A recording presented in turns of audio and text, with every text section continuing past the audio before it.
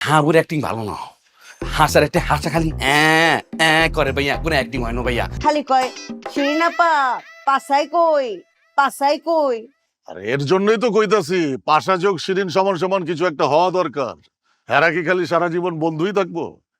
অবশ্যই বন্ধু থাকবো, এই বুইরা বয়সে হ্যাঁ গো আর কি হইব। ঈদের নাটকের কথা বলতে গেলেই সবার প্রথমে যে নামটা আসে সেটা হচ্ছে ব্যাচেলর পয়েন্ট সিজন 5। এবার কিন্তু প্রায় 2.5 বছর পরে ব্যাচেলর পয়েন্ট সিজন 5টা মুক্তি পেয়েছে।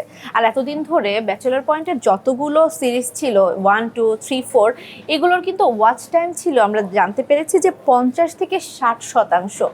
এই সিজন 5টা ঈদের মুক্তির পর থেকে এর ওয়াচ টাইম দাঁড়িয়েছে 97%।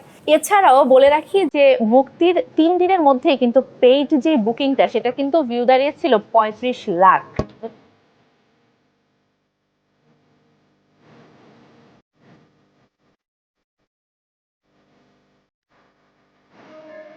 এরপরে বলতে হয় জোভান ও নিহা অভিনীত নাটক আশিকির কথা, যেটি মুক্তির প্রথম দিনেই ভিউ করেছে 1 কোটির ঘরে। মধ্যবিত্ত পরিবারের এক ছেলের রকস্টার হয়ে ওঠার গল্পই কিন্তু বলবে এই নাটকে। শুধু তাই নয়, এই নাটকটি কিন্তু ট্রেন্ডিংয়ে রয়েছে, বলা যায় যে ইউটিউব ট্রেন্ডিংয়ের প্রথম সারিতে রয়েছে আশিকি। সিনেমার পাশাপাশি এবার ওটিটিতে এসেছে মোশাররফ করিমের বোহেমিয়ান ঘোড়া।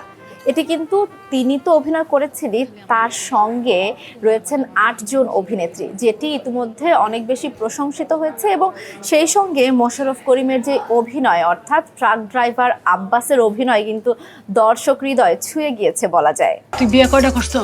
4টা। আমি কয় নাম্বার? 6 নম্বর।